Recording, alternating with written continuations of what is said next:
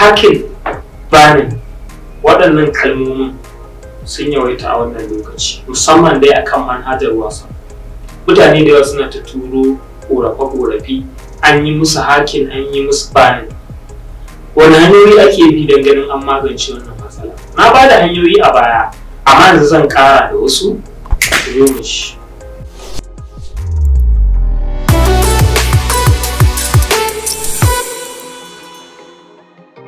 Masu kallo, assalamu alaikum, barkamu da wannan lokaci, sannan da sake kasancewa da ku a wani sabon shiri wanda a wannan lokaci za mu yi magana akan banning da kuma hacking na WhatsApp account.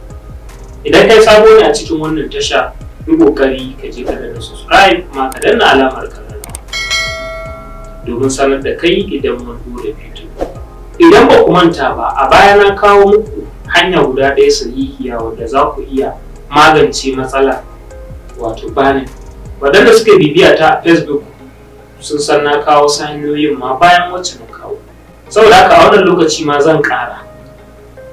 Idan ka fuskanci cewa an yi maka banning na WhatsApp account ɗinka, wanda kuma mafi yawa abin da yake janyowa ake banning ɗin nan shine amfani da wasu manhajoji na WhatsApp wanda ba sahihai bane, kamar irin su GB WhatsApp, WhatsApp Plus, Golden WhatsApp da sauransu.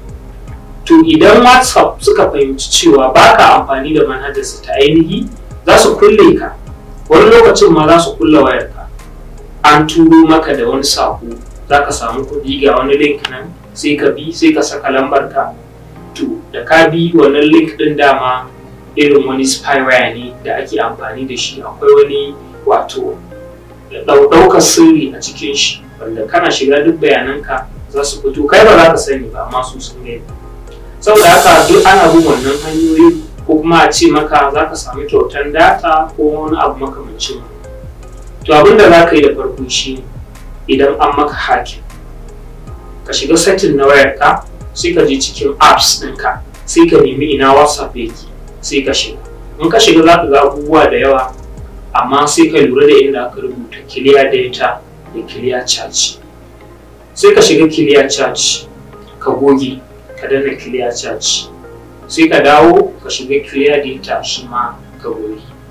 Sai kai sauri ka fita ka koma home na kan wayarka. In ka koma home page din wayarka, sai ka sake shiga kan WhatsApp din nan da aka yi hacking. Kana shiga za ka ga ya dawo sabo kamar yanzu za ka bude. Sai ka ɗora lambar wayarka wadda aka yi wannan hacking din. Idan ka ɗora ta, za su ce za su turo maka code. A nan gizo yake saka, domin already haka din ya yi blocking din hanyar da za a turo maka wannan code, so that ba lallai ka iya receiving code a wannan time din. Abin da za ka yi shi, za ka ga wani waje da aka rubuta didn't receive code, sai ka taba. A wani lokacin kuma za ka ga wani time yana reading seconds, wani lokacin seconds 60, mostly zai reading from 60 to 1 or to 0. So idan ya gama counting din nan, sai ka ce didn't receive code, ma'ana baka karbi one code ba. Saboda haka za ka ga zaɓi guda biyu, ko dai su kira ka kai tsaye ko kuma su turo maka sakon karta kwana SMS. Amma mostly dai gara ma ka zaɓi su kira ka, shine za su kira ka, sai ka ɗauka, sai su gaya maka wannan code ɗin na OTP, sai ka shigar, shikenan WhatsApp ɗinka zai dawo. Clear data ɗin da kai da charge ya toshewa wannan haka ɗin hanyar da zai samu wannan shi ma a wato code ɗin. A ƙarshe zan ba mu shawara, mu yi ƙoƙari mu saka two-factor verification akan WhatsApp account na, domin yana ba da dama ta tsare maka asusunka a mafi yawan lokuta. To masu kallo, duka-duka a nan shirin namu na yau ya zo ƙarshe. Sai kuma lokaci na gaba idan Allah ya kai mu. Abubakar Lecturer sunana daga AL-FAUZ Tech. Kada ku manta dai ku danna mana subscribe kuma ku danna alamar kararrawa dan sanar da ku a duk lokacin da muka dora bidiyo. Ku iya danna mana like idan bidiyon ya burge ku, kuma ku sharing da ragowar mutane su gani, kana kuma ku danna mana like don mu ƙara samun algorithm akan wannan bidiyon. Na gode, sai lokaci na gaba idan Allah ya kai mu.